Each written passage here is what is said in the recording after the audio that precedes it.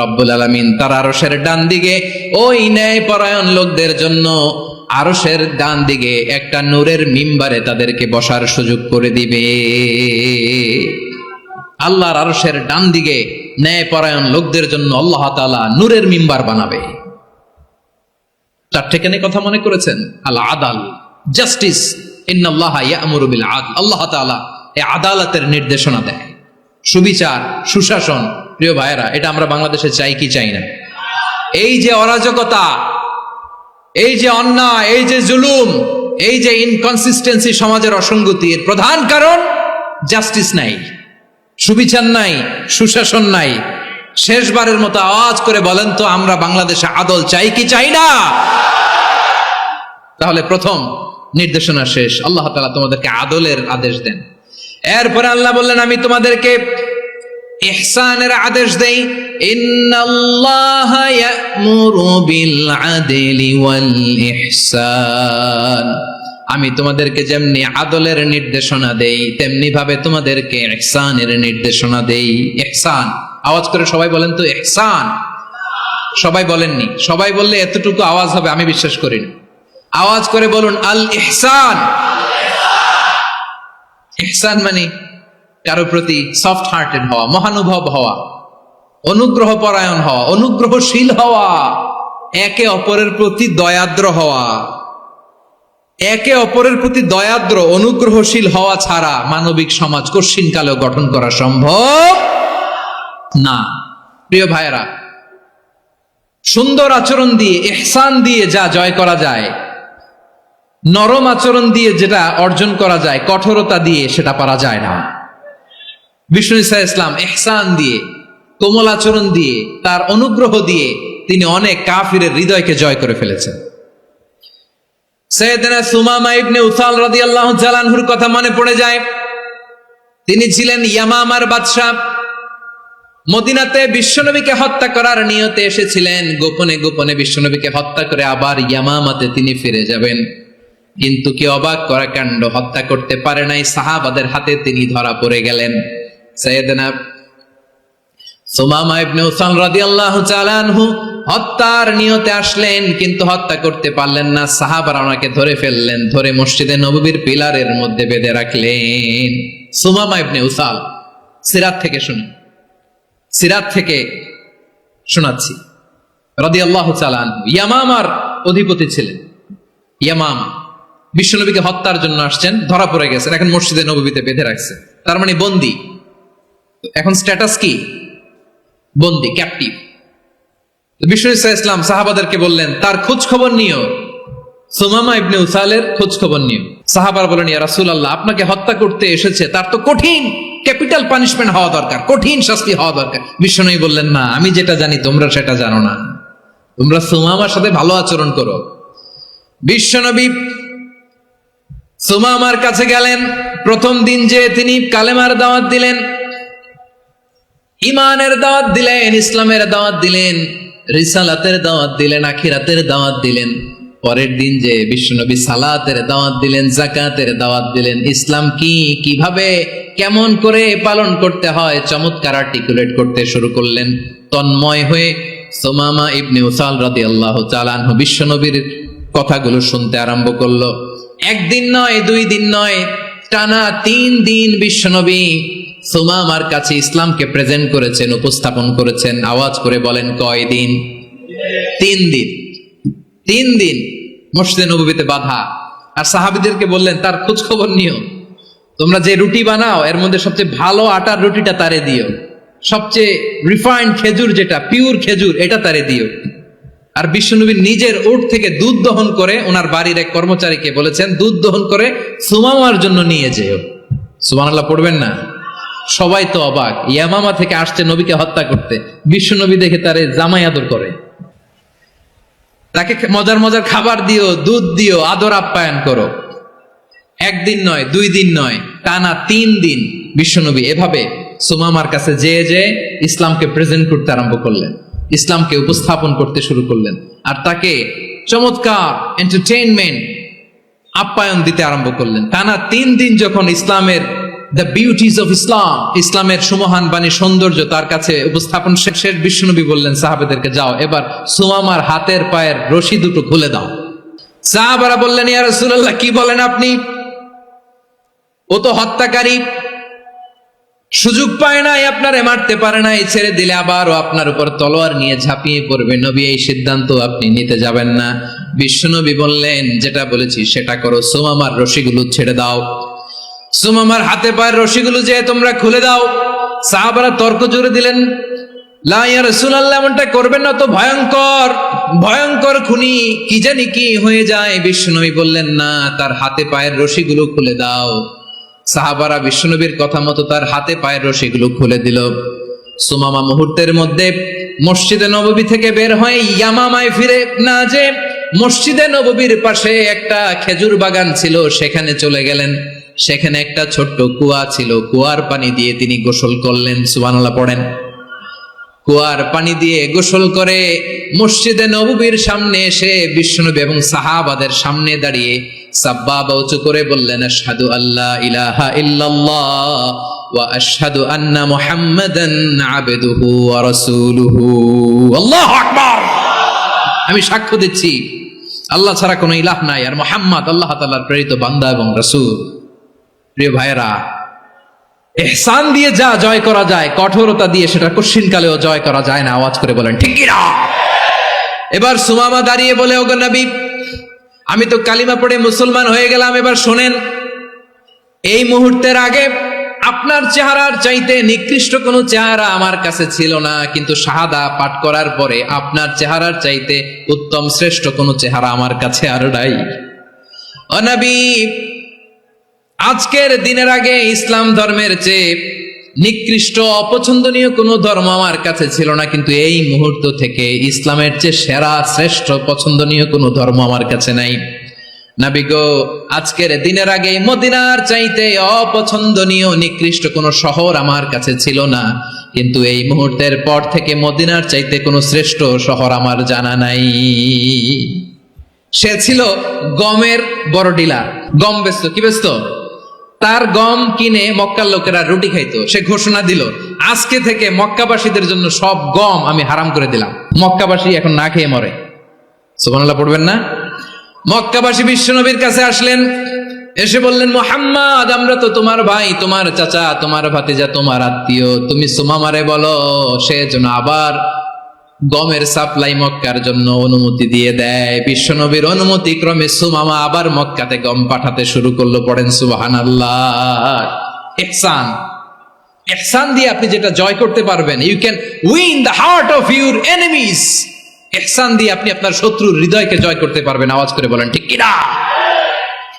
এজন্য আল্লাহ বললেন, ওয়া আনফিকু ফি সাবিলিল্লাহি ওয়া লা তুলকু বিআইদিকুম ইলাত তাহলুকা ওয়া আহসিনু ইন্নাল্লাহা ইউহিব্বুল মুহসিনিন।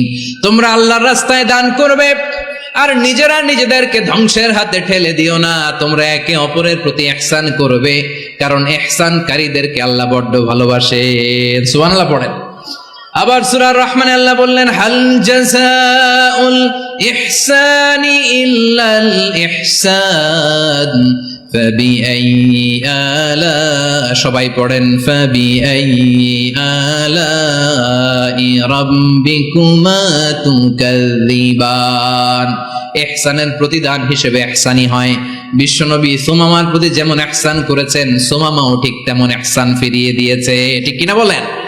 তাহলে এক নম্বরে হচ্ছে আদ, ন্যায় বিচার। দুই নম্বরে সবাই বলেন ইহসান, সদাচরণ। ইহসান দুই ধরনের প্রিয় ভাইরা, ইহসান ফিল ইবাদা, ইহসান ফিল মুআমালা। ইহসান ফিল ইবাদা হচ্ছে একাগ্র অনুভবে ইবাদতে ডুব দেওয়া, এর নাম ইবাদতের ইহসান। সুবহানাল্লাহ পড়ুন। বিশ্বনবী বলেন ইহসান মানে কি জানো নাকি? হাদিসে জিবরিলে সাইয়েদনা জিবরিল আলাইহিস সালাম বিশ্বনবীকে বললেন, আখবিরনি আনিল ইহসান। নবী আমাদেরকে বলেন ইহসান মানে কি?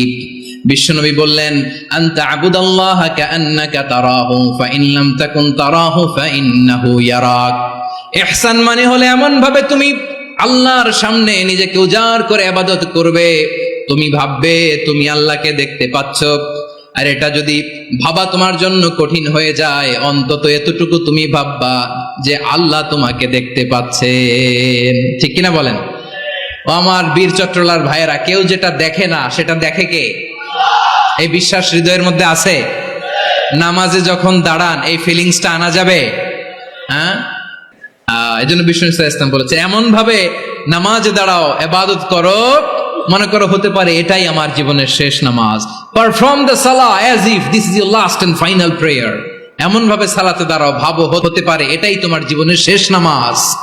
এমন ভাবে নামাজে দাঁড়াও, ভাবো এটাই শেষ নামাজ। তাহলে নামাজে একাগ্রতা বাড়ায় দিবে কে?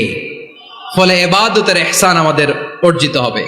আর মুআমালাতে ইহসান হলো, বিশ্বনবী বলেন ইন্নাল্লাহা তাবারাকা ওয়া তাআলা কাতাবাল ইহসানা আলা কুল্লি শাই ফাইদা কাতালতুম ফাআহসিনুল কিতলা ওয়া ইযা যাবাহতুম ফাআহসিনুয যাবহা ওয়ালিয়ুহিদ্দা আহাদুকুম শাফরাতাহু ওয়ালিয়ুরিহ যাবিহাতাহু। ইহসান দুই ধরনের, আওয়াজ করে বলতে হবে। কয় ধরনের?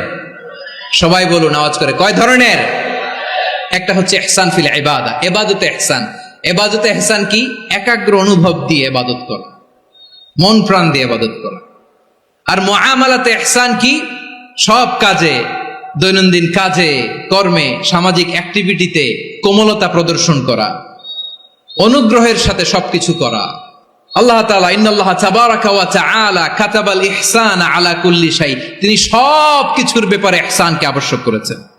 সবকিছু, মুমিনের সব কাজে ইহসানের পরশ থাকবে। ওয়া ইযা কাতালতুম ফাহসিনুল কিতলা।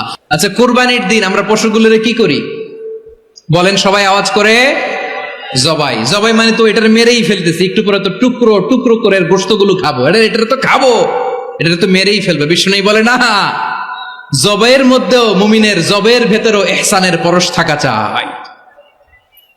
যখন জবাই করবে প্রাণীটাকে হাত পা টাইট করে বেঁধে নাও, ছুরিটাকে শার্পেন করে নাও, ধারালো করে নাও, যাতে অল্প সময়ে জবাইটা হয়ে যায়, প্রাণীটা যাতে কম কষ্ট পায়। সুবহানাল্লাহ পড়ে। দিস ইজ কল্ড ইহসান। ইহসান আল্লাহ তাআলা যেমনি আদলের আদেশ করেছেন, ন্যায় বিচার, জাস্টিস এনশিওর করতে বলেছেন, সমাজে ইহসানের ব্যবহার, ইহসানের অনুশীলন তিনি করতে বলেছেন। এজন্য মুমিনের প্রতিটি কাজে, আমার চট্টগ্রামের ভাইরা আমার দিকে তাকান, খেয়াল করে শুনুন, মুমিন জীবনের প্রতিটি কাজে ইহসানের পরশ থাকা চাই। আমরা যেন আমাদের পরিবারের প্রতি ইহসান করি, আমরা যেন আমাদের কর্মচারীদের প্রতি ইহসান করি, আমরা যেন আমাদের কলিগদের প্রতি ইহসান করি, আমরা যেন আমাদের ভাইদের প্রতি ইহসান করি। মুমিন জীবনের প্রতি কাজে ইহসানের পরশ থাকার দরকার আছে না নাই? কথা বুঝতে পেরেছেন? তাহলে আল্লাহ তাআলার তিনটা আদেশ ছিল, কয়টা গেল? ভুলে গেছে, ভুলে গেছে চট্টগ্রাম। তিনটা আদেশের মধ্যে কয়টা বললাম? প্রথমে কি ছিল? আদল। 2 নম্বরে, 3 নম্বরে রব্বুল আলামিন বললেন ওয়া ইতাইদিল কুরবা, নিকট আত্মীয়দেরকে দান করো, নিকট আত্মীয়দেরকে দাও, যারা তোমাদের ব্লাড কানেকশনের আত্মীয় তাদেরকে তোমরা দাও। এখানে জেনারেলি বললেন দাও, কি দিব সেটা তিনি এখানে বলেন নাই, সেটা তিনি সূরাতুল ইসরার মধ্যে বলেছেন। আল্লাহ বলেন ওয়া আতিযাল কুরবা হাক্কা, নিকট আত্মীয়দেরকে তাদের অধিকার, তাদের প্রাপ্য তোমরা বুঝিয়ে দাও। দেখেন, একটা শান্তির সমাজ, একটা সমৃদ্ধ সমাজ, একটা মানবিক সমাজ গঠনের জন্য আল্লাহ তাআলা বেশি না, মাত্র 3টা অর্ডার, 3টা ভার্ডিক্ট তিনি জারি করেছেন। 1 নাম্বার সুশাসন, ন্যায় বিচার। 2 নাম্বার ইহসান। 3 নাম্বার নিকটাত্মীয়, যারা কাছের, তোমার ভেরি ক্লোজ রিলেশনশিপে আছে, তাদেরকে দাও। দাও, দিলে বাড়িয়ে দেয় কে? অনেকে দিতে চায় না, কৃপণতা করে। দিলে বাড়ায় দেয় কে?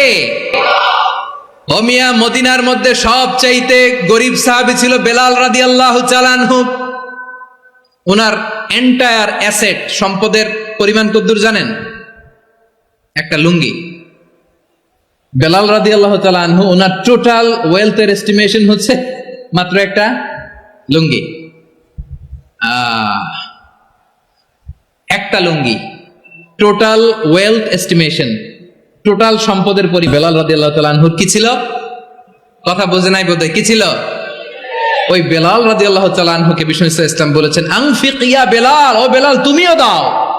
ওয়ালা তাখশা মিন যিল আরশি ইখলালা, আরশের অধিপতির তো কোনো ঘাটতি নাই, তুমি দিলে ওই আল্লাহ তোমারে বাড়ায় দিবে। এজন্য আমার প্রিয় ভাইয়েরা, দিলে কমে না, দিলে বাড়ে। অনেকে ধরে রাখে, নতুন কিছু নিতে পারে না, হাত দিয়ে যেটা ধরে রেখেছেন এটা দিয়ে দেন, বড় একটা ধরার সুযোগ পাবেন। জোরে বলেন ঠিক কিনা? ধরেন 5 কেজি ওজনের একটা ধরে রাখছেন, এখন 10, এটা না ছাড়লে 10 কেজি ধরতে পারবেন আপনি?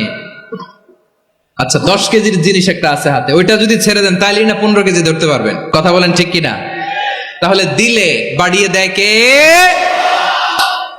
রব্বুল আলামিন বললেন 3 নাম্বার আদেশ হলো তোমাদের প্রতি সমাজটারে কেমন করে মানবিক সমাজ, সুন্দর সমাজ গড়বা।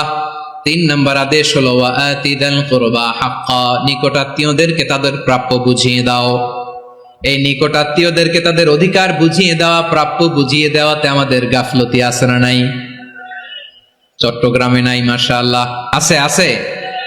অনেকে দেখবেন অনেক আল্লাহওয়ালা, তাহাজ্জুদ গুজার, সেজদা দিতে দিতে কপালে কালো দাগ ফেলে দিছে, সে তার বোনের হকটা আদায় করে নাই। আছে না নাই?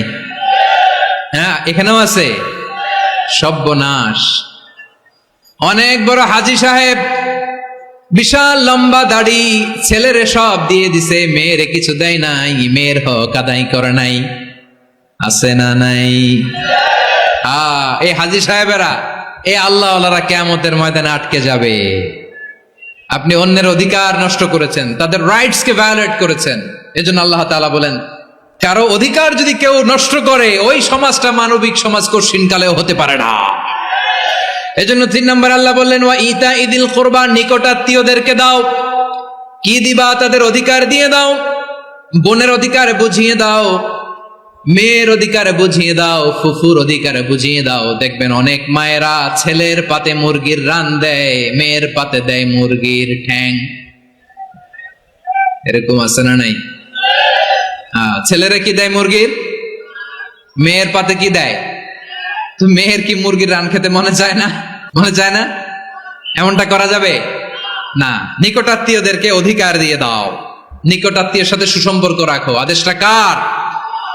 এজন্য প্রিয় ভাইয়েরা, জীবনে যদি বারাকা অর্জন করতে চান, নিকটাত্মীয়দের সাথে সুসম্পর্ক রাখতে হবে, তাদের জন্য উপহার পাঠাতে হবে। বিশ্বনবী বলেন লা ইয়াদখুলুল জান্নাতা কাতে, যে ব্যক্তি আত্মীয়তার সম্পর্ককে ছিন্ন করে দেয়, সে কঠিন কালেও আল্লাহর জান্নাতে ঢুকবে না। আপনি কি এটারে সহজ হাদিস মনে করছেন? এটা সহজ কথা? আপনি ভাবছেন আপনার নামাজ আপনারে বাঁচাতে পারবে, আপনার রোজা বাঁচাতে পারবে, আপনার তাহাজ্জুদ আপনারে বাঁচাতে পারবে? আপনি অধিকার নষ্ট করলে কিছুই আপনারে বাঁচাতে পারবে না। এজন্য নিকট আত্মীয়দেরকে দিতে হবে বেশি বেশি। বিশ্বনবী বলেন ইন্না সাদাকাতা আলাল মিসকিনি সাদাকা ওয়া আলা যির রাহিমি ইসনাতান সাদাকাতুন ওয়া সিলা। মিসকিনরে দান করলে শুধু দানের সওয়াব হয়, নিকট আত্মীয়কে দান করলে 2টার সওয়াব হয়, সাদাকার সওয়াব হয়, আবার আত্মীয়তার বন্ধন অটুট রাখার সওয়াব হয়ে যায়। আবার বিশ্বনবী বললেন মান সাররাহু আইয়ুবসাতা লাহু ফি রিজকিহি ওয়া ইউনসা লাহু ফি আসারিহি ফালইয়াসিল রাহিমা, যে ব্যক্তি তার রিজিকের প্রশস্ততা চায় আর হায়াতে বরকত চায়, সে যেন তার আত্মীয়ের সাথে সুসম্পর্ক রাখে। আমার প্রিয় চট্টলার ভাইয়েরা, আমাদের রিজিক বাড়ুক, এটা আমরা চাই কি চাই না? সবাই চান? হ্যাঁ, আমাদের রিজিকে প্রশস্ততা আসুক, চাই কি চাই না? আমাদের হায়াতে বরকত আসুক, আমরা চাই কি চাই না? এই 2টা যদি চান, তাহলে নিকট আত্মীয়দের সাথে সুসম্পর্ক রাখবেন। পারবেন? তাহলে সমাজটারে মানবিক সমাজ বানায় দিবে কে? 3টা আদেশ চলে গেল। কয়টা? আওয়াজ করে বলেন। 1 নম্বরে কি ছিল? 2 নম্বরে? 3 নম্বরে নিকট আত্মীয়দেরকে দান। আমার প্রিয় ভাইয়েরা, আল্লাহ তাআলা 3টা জিনিসের যেমনি আদেশ করেছেন, অনুরূপভাবে 3টা বিষয় তিনি বারণ করেছেন, নিষেধ করেছেন। ওগুলোর কাছেও যাওয়া যাবে। শুনবেন। রাব্বুল আলামিন বলেন ওয়ায়ানহা আনিল ফাহশাই ওয়াল মুনকারি ওয়াল বাগি। আমি যেমনি 3টি বিষয়ে আদেশ করলাম, অনুরূপভাবে 3টি বিষয়ে বারণ করলাম, নিষেধ করলাম। আমার 1 নাম্বার নিষেধাজ্ঞা হলো অশ্লীলতার প্রতি। ফাহশা, ওয়ায়ানহা আনিল ফাহশা, আল্লাহ তাআলা অশ্লীলতাকে নিষেধ করেছেন। কোন জিনিসকে? সবাই বলুন কোন জিনিসকে? যত ধরনের, যত টাইপের, যত ক্যাটাগরির অশ্লীলতা হতে পারে সব অশ্লীলতাকে হারাম করেছেন কে? ফাহশা মানে কি? কথায়, কাজে, আচরণে, কমেন্ট, ফেসবুকের কমেন্টসে যত ধরনের নোংরামো আছে, যত ধরনের অশ্লীলতা আছে, এটাকে আরবিতে বলে ফাহশা। এটাকে কি বলে? রাব্বুল আলামিন বলেন, কুল ইন্নামা হাররামা রাব্বিয়াল ফাওয়াহিশা মা যাহারা মিনহা ওয়া মা বাতান। ও নবী, আপনি বলে দেন, আমার রব প্রকাশ্য, অপ্রকাশ্য, স্পষ্ট কিংবা অস্পষ্ট, দৃশ্যমান কিংবা অদৃশ্যমান সব অশ্লীলতাকে হারাম করেছেন। সব ধরনের অশ্লীলতা হারাম, সব ধরনের। আল্লাহ তাআলা আমাদেরকে অশ্লীলতা থেকে বাঁচান, অশ্লীলতা থেকে তিনি আমাদেরকে হেফাজত করুক, পড়েন আমিন।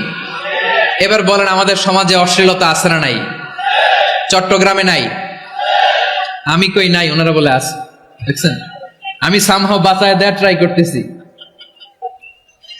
আমি সামহাও বাঁচায় দেওয়া ট্রাই করতেছি, ওনারা বলে আছে।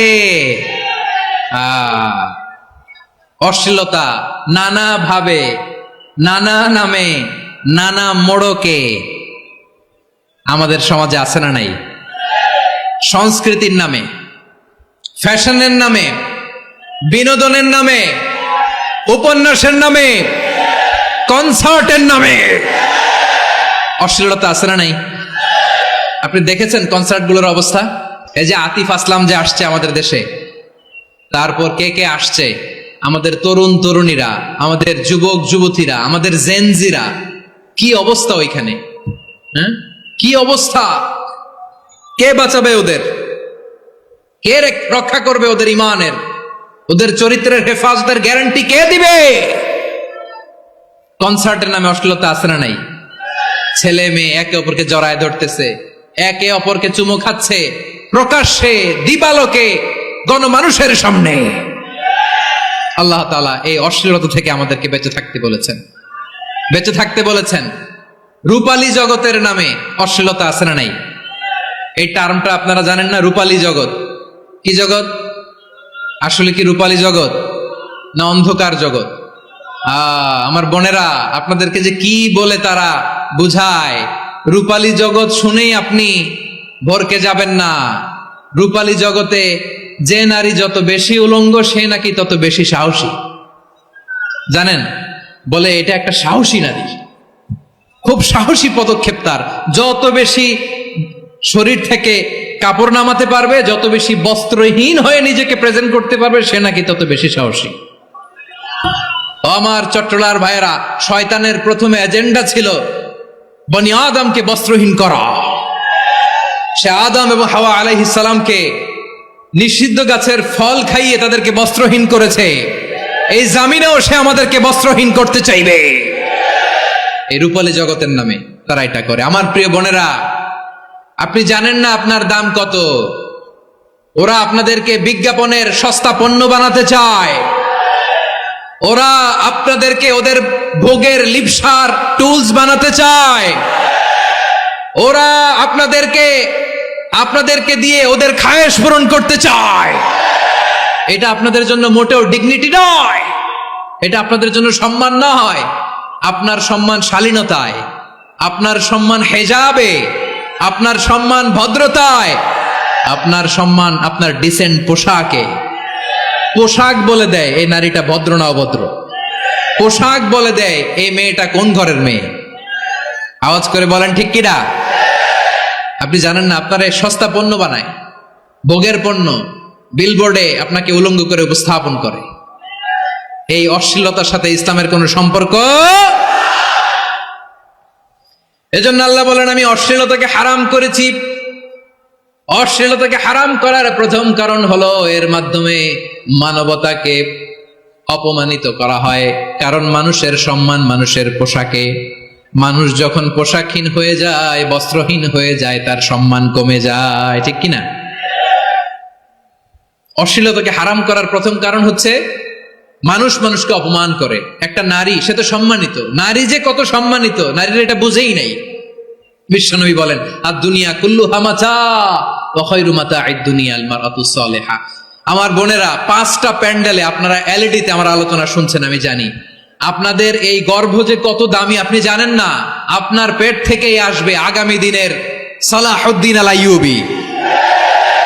আপনার পেট থেকেই আসবে অনাগত দিনের ইমাম মাহদী আল মুনতাযর। আপনার পেট থেকেই আসবে অনাগত দিনের ফয়সাল, ওয়াসিম, মুগ্ধ, আবু সাইদের মতো বীর যোদ্ধা।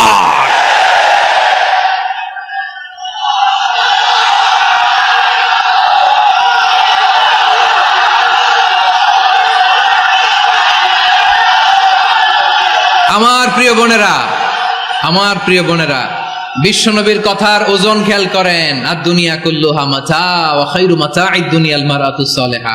দুনিয়ার সবকিছুই অ্যাসেট, এর মধ্যে সবচেয়ে দামি অ্যাসেট নেককার নারী। আপনার গর্ভ যে কত দামি আপনি জানেন না। নিজের সময়টাকে কাজে লাগান, কোরআন পড়েন, সুন্নাহ পড়েন। আপনার অনেক দায়িত্ব ঘরে। You are the MD of your family. একটা family it's a very big institution. পরিবার একটা অনেক বড় প্রতিষ্ঠান। And you are the MD of your institution. আপনি এই পরিবারের MD, managing director of your family. এখানে আপনার কত দায়িত্ব। আপনি ছেলে মেয়েদেরকে তারবিয়া করবেন। আপনি আপনার স্বামীর জন্য ঘরটার জান্নাতের নীর বানাবেন। আপনার জন্য জান্নাতের ডুপ্লেক্স বাড়ি ওইখানে তৈরি করে রাখবে কে? আপনি যে কত দামি আপনি জানেন না। নারীদেরকে আল্লাহ বানিয়েছেন উচ্চতর করে, নিম্নতর নয়। নারীদেরকে ছোট্ট জিনিস দিলে এটার বড় করে দেয়। নারীদেরকে ভ্রূণ দিলে, শুক্রাণু দিলে নারী এটারে বাচ্চা হিসেবে উপহার দেয়, ঠিক কিনা? বিয়ের মাধ্যমে স্বামী যখন তার শুক্রাণু তার স্ত্রীকে উপহার দেয়, স্ত্রী রিটার্নে কি উপহার দেয়? ফুল ফর্ম বেবি, মানব সন্তান। দেখছেন, আপনি দিলেন একটুকুনি, দিছে বিশাল। আপনি যদি নারীকে বাজার এনে দেন, নারী এটাকে সুস্বাদু খাবারে রূপান্তর করে দেয়। আপনি তাকে একটা মুচকি হাসি দিয়ে দেন, সে তার কলিজা দিয়ে দেয়। কিন্তু যদি আপনি তার মনে কষ্ট দেন, সে আপনার জীবনকে জাহান্নাম বানায়া দেয়। খবর আছে, নারীর মন বুঝতে পারলে নেয়ামত, বুঝতে না পারলে কিয়ামত, ঠিক কিনা বলেন? আমার প্রিয় বোনেরা, আপনি যে কত দামি আপনি জানেন না। জানেন না আপনি কত দামি, অনেক দামি আপনি। আপনাদেরকে যেন ভোগের সস্তা পণ্য বানাতে না পারে, আপনাদেরকে সচেতন থাকতে হবে, সজাগ থাকতে হবে, কনসার্ন থাকতে হবে। শয়তানের ওই হাতছানির দিকে আর নজর দেওয়া যাবে না। তাহলে কেন আল্লাহ তাআলা এই ফাহশা, অশ্লীলতাকে হারাম করলেন? 1 নাম্বার, এতে হিউম্যান ডিগনিটি কমে। 2 নাম্বার, এতে মানুষের অধিকার নষ্ট হয়। আপনি বিয়ে করেছেন, এরে পরকিয়া করেন, ওর সাথে এরকম আছে না নাই? স্ত্রীর অধিকার নষ্ট করেছেন। আপনি বিবাহ সম্পর্কে আবদ্ধ হয়েছেন তার সাথে, আপনি পরকিয়া করেন ওই ছেলের সাথে, আপনি আপনার হাজবেন্ডের সাথে বিট্রে করেছেন। এজন্য আল্লাহ অশ্লীলতাকে হারাম করেছে। অশ্লীলতাকে হারাম করার আরেকটা কারণ হচ্ছে আল্লাহ তাআলা এই হিউম্যান জেনারেশনকে এটাকে প্রিজার্ভ করতে চায়। হিফজুন নাসল, এটা মাকাসিদুশ শরিয়ার অনেক গুরুত্বপূর্ণ একটা মাকাসিদ, অনেক গুরুত্বপূর্ণ। আপনার নাসল, আপনার জেনারেশনকে সংরক্ষণ করা। এই যে আসতেছে ফেব্রুয়ারি, কত ফেব্রুয়ারি জানো? এটা কি বিশ্ব ভালোবাসা দিবস? হ্যাঁ, কি দিবস? এই বিশ্ব ভালোবাসা দিবসের সাথে মুসলমানদের কোনো সম্পর্ক নাই। আমার প্রিয় ভাইরা, এই যে আপনি অবৈধ সম্পর্কে জড়ালেন, কেন আল্লাহ অশ্লীলতাকে হারাম করেছে দেখেন। বলতেছিলাম যে এটা আপনার নাসল, আপনার জেনারেশন, আপনার লিনিয়েজ, আপনার বংশকে প্রিজার্ভ করা। কে কার বাবা, কে কার মা, বাবা মা জানা, প্রজন্মকে প্রিজার্ভ করা, এটা ইসলাম ওয়াজিব করে দিয়েছে। এই যে অবৈধ সম্পর্কের কারণে, বিশ্ব বেহায়া দিবসের কারণে, এগুলোর আউটকাম, আউটপুট হিসেবে মাঝে মাঝে এই ঢাকা মেডিকেলের ডাস্টবিনে নবজাতকের বাচ্চার কান্নার আওয়াজ শুনতে পাওয়া যায়। চট্টগ্রাম মেডিকেলের ডাস্টবিনে নবজাতকের কান্না শুনতে পাওয়া যায়। বীর চট্টলার মুসলমানেরা বুঝতে পারলে আওয়াজ করে বলেন, এই যে চট্টগ্রাম